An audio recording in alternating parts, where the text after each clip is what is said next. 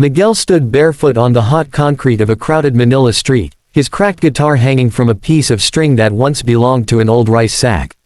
The noise around him was deafening, honking jeeps, shouting vendors, and the endless buzz of city life, but when he began to sing, the chaos seemed to fade. His voice, soft yet powerful, carried over the noise like a ray of sunlight breaking through a storm.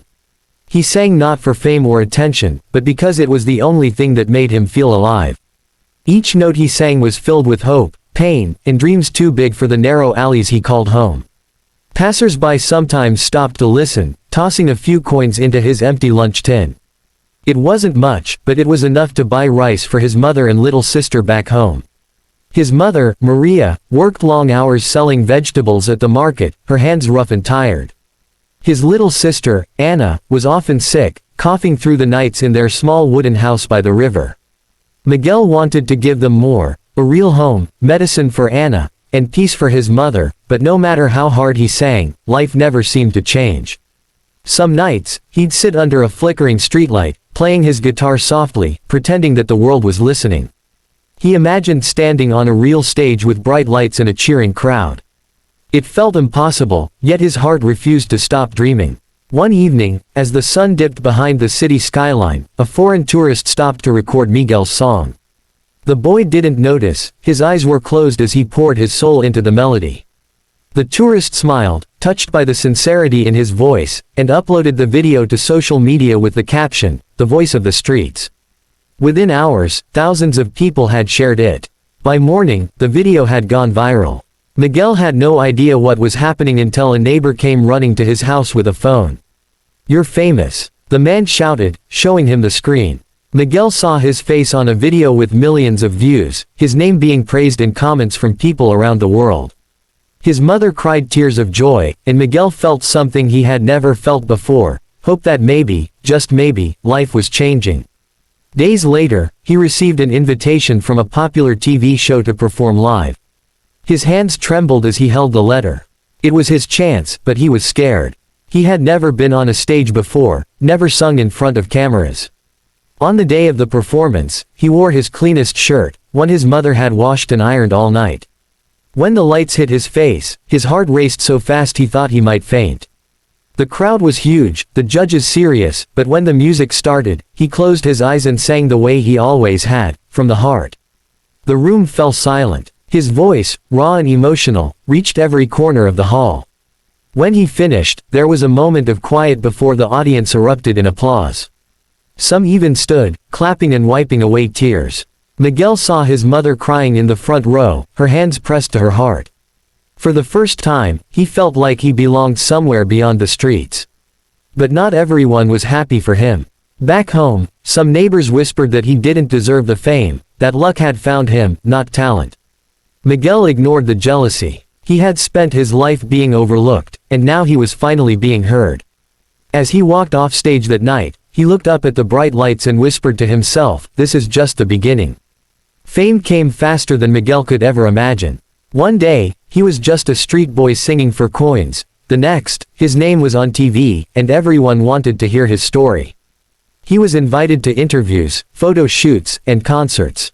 Record companies sent people to talk about contracts, promising him luxury and success beyond his wildest dreams. Yet, beneath the excitement, Miguel felt lost. Cameras followed him everywhere, and everyone seemed to have an opinion about what he should do next. They told him what to wear, how to smile, what songs to sing. The simple joy of singing, the one thing that once gave him peace, now felt like a performance designed for others. At night, he sat in his hotel room looking out at the city lights, thinking of the narrow alleys of Manila where it all began. He missed the feeling of singing freely, barefoot under the stars, with only his mother and sister listening. Now, he sang for strangers, for producers who only cared about views and money. His mother tried to comfort him, telling him to stay strong and grateful, but he could feel her worry. Fame was changing him, and he didn't like the person he was becoming. The pressure grew heavier when new singers appeared online, becoming the next big thing. People stopped talking about Miguel as much. TV shows moved on to new stories. The same reporters who once praised him now asked if his 15 minutes of fame were over. The world that had lifted him up was now ready to forget him. Miguel's manager pushed him to do something shocking, something viral again. But deep down, he didn't want to chase fame, he wanted to chase meaning. Money ran short as his small concerts drew fewer people. His family's happiness began to fade under the stress. One night, Miguel found his mother coughing violently, her face pale and tired. The hospital said her illness had worsened and that she needed expensive treatment. Miguel broke down in tears by her bedside. "I wanted to make you proud, Mama," he whispered, his voice shaking. She smiled weakly and touched his face. "You already did, my son," she said softly. "But remember why you started singing, not for the cameras, not for fame. You sang because you had something beautiful inside you that the world needed to hear." Her words pierced his heart like a melody he had forgotten. Miguel realized he had lost himself trying to please others. The next morning, he picked up his old guitar and began visiting hospitals, orphanages, and shelters, singing for people who truly listened. There was no crowd, no applause, just pure connection. And for the first time in months, he felt alive again. At one of those charity events, a quiet man stood at the back of the crowd, watching him closely. When the song ended, the man approached and introduced himself as a music producer from Los Angeles. He said he hadn't felt such emotion in a performance in years. "You sing from the soul," he told Miguel. "And the world needs to hear that again." The producer offered him an audition for an international talent show. Miguel hesitated, afraid of falling back into the trap of fame. But his mother, still weak yet smiling, told him to go. "This time," she said, "sing for your heart, not for the fame." The decision was difficult, but Miguel felt a new sense of purpose. He promised his mother that no matter what happened, he would never forget who he was or where he came from. He packed his small bag, carrying his old guitar, the same one that had helped him survive the streets, and a photo of his family.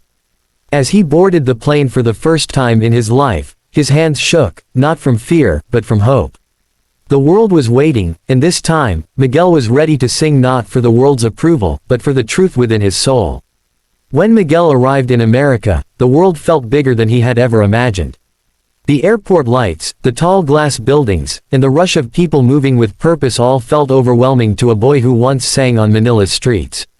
He clutched his old guitar tightly, afraid that letting go of it would mean letting go of who he was. The talent show producers welcomed him kindly, but everything around him felt like a dream he wasn't sure he belonged in. Backstage, other contestants practiced with expensive instruments and vocal coaches, while Miguel quietly hummed a tune to calm his nerves.